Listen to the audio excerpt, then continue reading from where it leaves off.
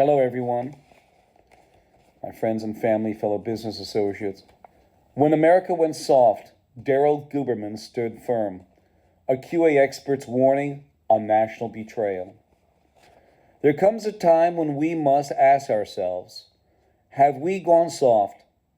Have we allowed fair compromise and foreign interests to hollow out the spine of this nation?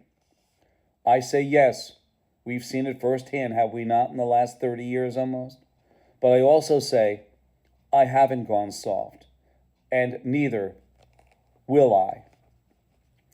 As a quality expert who has spent years exposing the uncomfortable truths our leaders would rather bury than confront, I've been ringing the alarm on how our manufacturing, our defense industry, even our national security have been compromised, not by warheads, but by certifications and accreditations, and the very agencies that were supposed to protect us. Let me give you an example of this betrayal and what it looks like. Connecticut, 2009. China hacked into Lockheed Martin and stole classified plans for the F-35 jet. In that same year, they weren't just watching, they were taking. In 2012, a division of United Technologies, Sikorsky aircraft, was hacked. Black Hawk helicopters, Seahawk helicopters, cutting-edge defense technology going right into the hands of the Chinese Communist Party. And what happened next? Did our leaders say enough is enough? No. In 2019, Lockheed Martin goes to buy Sikorsky aircraft right here in America for $9 billion. And who had to approve the deal? China. Yes, you heard right. China, acting as an international regulator, had to give the green light for a U.S. defense contractor to buy an American icon. According to the Connecticut Mirror, the deal closed with China's approval. And what did our elected leaders do? Rosa DeLauro, Chris Murphy, Richard Blumenthal. They praised the deal. They praised Lockheed Martin for working with communist China, ignoring the real consequences of letting our enemies sit at our regulatory table. Let me tell you why this happened. Very easy. These politicians, either through ignorance or willful neglect, failed to acknowledge a hidden power behind the curtain.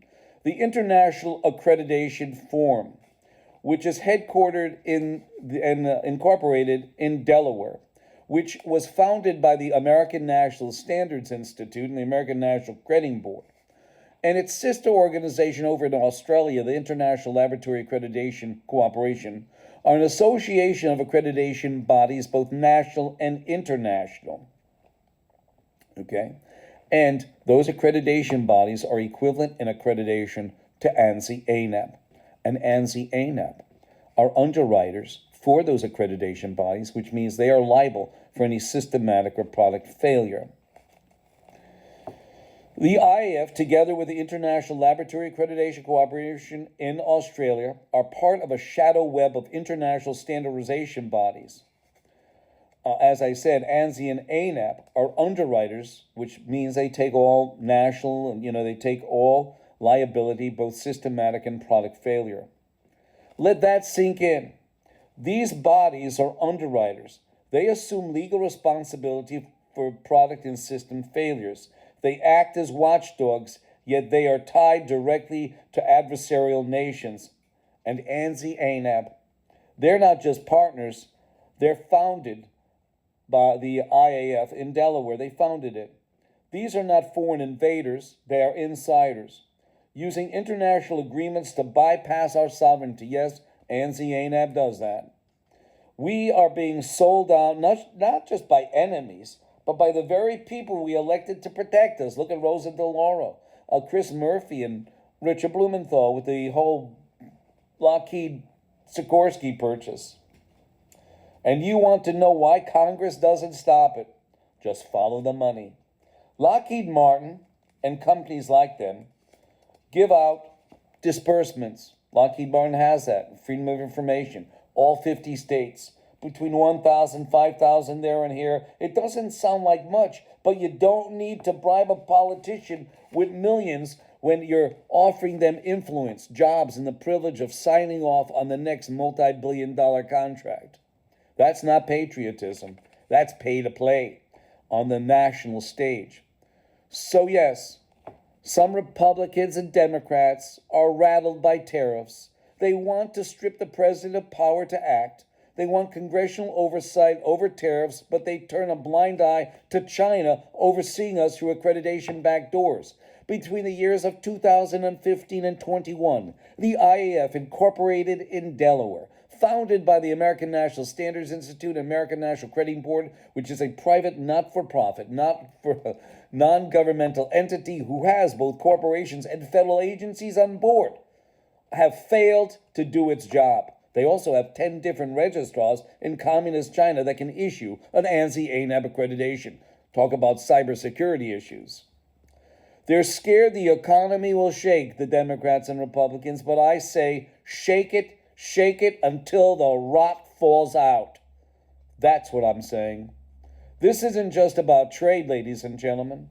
This is about national integrity, about whether we have the courage to stand up or we're become weak, that we need adversaries' permission to protect ourselves, like the purchase of Sikorsky aircraft with Lockheed getting China's okay after they hacked us, 2009 Lockheed, 2012 Sikorsky. So China said, we already have the information, let them have it. So let me be clear. I'm not afraid to call out the sellouts in both parties. I'm not afraid to say that our systems have been infiltrated. I'm not afraid to say that America has gone soft.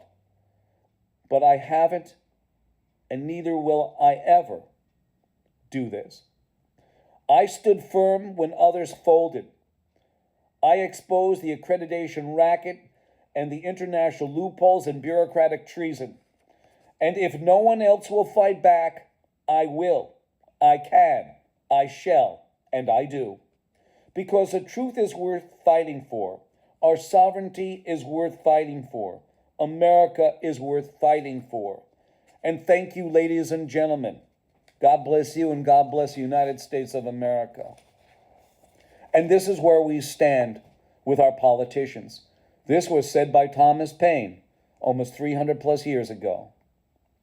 It is impossible to comprehend the moral mischief, if I may so express. And I'm going to add, when you know what I'm going to do, you got to add men and women in there to make it politically correct now for the 21st century. He just had men in there.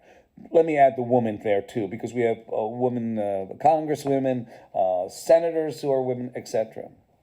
It is impossible to comprehend the moral mischief, if I may so express it, that mental lying has produced in our society. When a man or woman has so far corrupted and prostituted the chastity of their mind as to subscribe their professional beliefs to things they do not believe, they have prepared themselves the commission for every other crime. It is just like Rosa DeLauro, Chris Murphy, and Richard Blumenthal giving the thumbs up to Lockheed Martin to purchase Sikorsky aircraft with China's okay. They should step the fuck down. They really should. And I can use those words again because that standard was set by Mr. Patrick Shanahan in 2017 when he was being inquisitioned by a Senate subcommittee meeting concerning the F-35.